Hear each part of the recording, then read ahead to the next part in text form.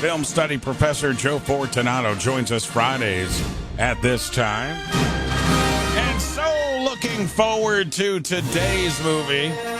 We're going to go back 40 years. We talked earlier this week, Star Wars opening this week, 77. But also this week, 1983, Return of the Jedi. And boy, in this movie, and I'll let Joe take it from here, did we get a lot of questions answered in Return of the Jedi. And Joe, why don't I let you take it from there, my friend? Well, good morning, Red. Good morning, everybody. And yes, we're going back to a galaxy far, far away this week for Return of the Jedi, celebrating its 40th anniversary, released May 25th, 1983. It's the third in the original trilogy, or it's episode 6 if you follow along with the episode titles. And I will say, you kind of hinted at it, there's going to be a few spoilers in this, but it's a 40-year-old movie, so you Agreed. how you will. It was directed by Richard Marquand, written by Lawrence Kasdan and George Lucas. Of course, it stars Mark Hamill, Harrison Ford, Carrie Fisher, Billy D. Williams. It did have 4 Oscar nominations, but it only won for a Special Achievement Oscar in visual effects. It was the first movie ever to gross $20 million in its opening weekend. Now, today that sounds quaint, but it was a big deal then, and of course, it went on to be the biggest grossing movie of 1983. The original title of the film was called Revenge of the Jedi, and they had already produced posters and promotional stand-ups for theaters and things. But then George Lucas and the producers thought that, hey, you know what? Jedi wouldn't seek revenge. That's not really in their ethical code. So they switched up the movie title to Return of the Jedi. But, there still was all this merchandise out there. Not merchandise per se, but, it's some merchandise. But promotional stuff that had revenge on it. And that's very valuable today if you get your hands on any original posters or something. Another kind of ripple effect of that is that Star Trek II, The Wrath of Khan, which was released a little bit before that, was going to be called Revenge of Khan, but they didn't want to confuse it with Revenge of the Jedi, because that was the title at the time, so they changed it to Wrath of Khan. So that revenge thing kind of had a ripple effect. The other kind of interesting backstory on this is that to preserve secrecy, they're making a Star Wars film, that's a big deal, right? Right. So the producers claimed that they were making a horror film called Blue Harvest. It even had the tagline, Horror Beyond Imagination. They made caps and shirts and stuff for the crew. That's actually why some people might know that the Family Guy Star Wars parody is actually called Blue Harvest.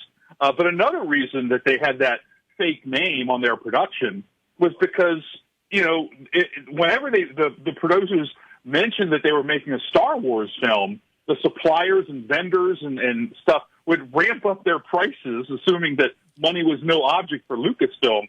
So when they called it Blue Harvest, then they just got their sort of normal prices. So some interesting things there. Some fun stuff about the film itself. It actually took 6 people to work the full-size animatronic Jabba the Hutt. There was 3 men inside, a couple to operate the arm, the head, the tongue, someone to pull the strings on his mouth.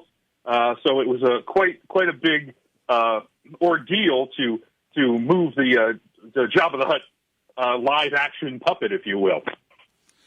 Joe, the one thing I wanted to bring up, because I'd always heard rumors, but I figured you would know, is the Harrison Ford character of Han Solo. He was frozen at the end of The Empire Strikes Back, and we didn't see him actually until 30 to 40 minutes inside of Return of the Jedi. Did that have to do with contract disputes for Harrison Ford? Well, actually, Harrison Ford wanted to die in the film, in Return of the Jedi, or even Empire Strikes Back. And, Lucas didn't want that. He was contracted to do the other films. So they kind of used the carbonite thing to kind of give him a chance to rethink that. And obviously, again, spoiler alert, that would happen in a later episode, much later, more recently.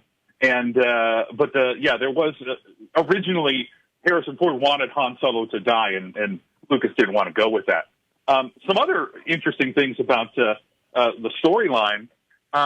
Lucas explained that the reason that Yoda tells Luke that Vader is his father, there's the spoiler, Lucas had consulted with child psychologists during the making of the film, and the psychologist said that unless it was unequivocally stated that Vader was Luke's father, moviegoers like age of 12 and under might dismiss Vader's claim to be a lie. So Yoda wasn't actually supposed to be in Return of the Jedi, but Lucas put him in there to basically confirm what we had been told, because, it's sort of taken for granted nowadays. We all sort of know that Vader is Luke's father. But at the time, if you recall, for those who were around at the time, that was a big deal. It was like, oh, my God, is that true? Is he lying? We don't know. So that was the point of having Yoda brought into the movie. Some more fun stuff. Steven Spielberg, of course, who's best friends with George Lucas, was actually Lucas's first choice to direct. Imagine if that had been the case. And Spielberg would have loved to do it.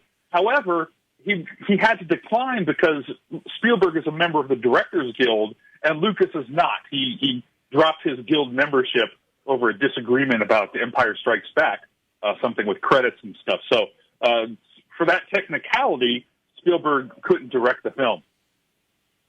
Joe, Darth Vader dies in this movie. Number 3, as you mentioned, is the original trilogy. The original thought process, take us back 40 years ago. George Lucas, was in his mind, was the trilogy it, or were there always plans to go back and, do the prequels and other movies? Do you have any idea there? Well, that's always a little bit up for grabs. I mean, Lucas states that he had always planned to have all of these, 9 episodes, which is eventually what ended up happening. But, you wonder if that was just wishful thinking or true. Now, I will say to kind of give him the benefit of the doubt there, they were calling, Empire and Return of the Jedi episode 4, 5, and 6. Well, actually, Star Wars was only called Star Wars originally, but it was retitled episode 4, 5, and 6. So that does give the presumption that there would be episode 1, 2, and 3, and 7, 8, and 9 eventually. It's a little bit of a what do you believe, who do you believe, and stuff. But, his original plan was to have 9 episodes.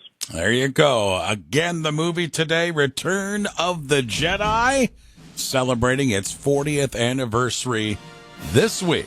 Let me give you 2 more quick ones real quick. Go ahead. Where I forget. The Ewoks, of course, were kind of loved and hated by some of the fans. Those were originally supposed to be Wookiees. So they changed it to make them more cuddly and stuff for merchandising. And the climactic battle of outer space had more optical effects in that one scene than had ever been previously committed to film.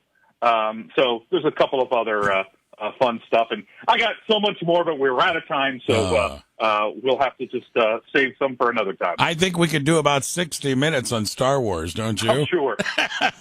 Joe, as always, thanks for the time, my friend. This will be up over at WAKR.net.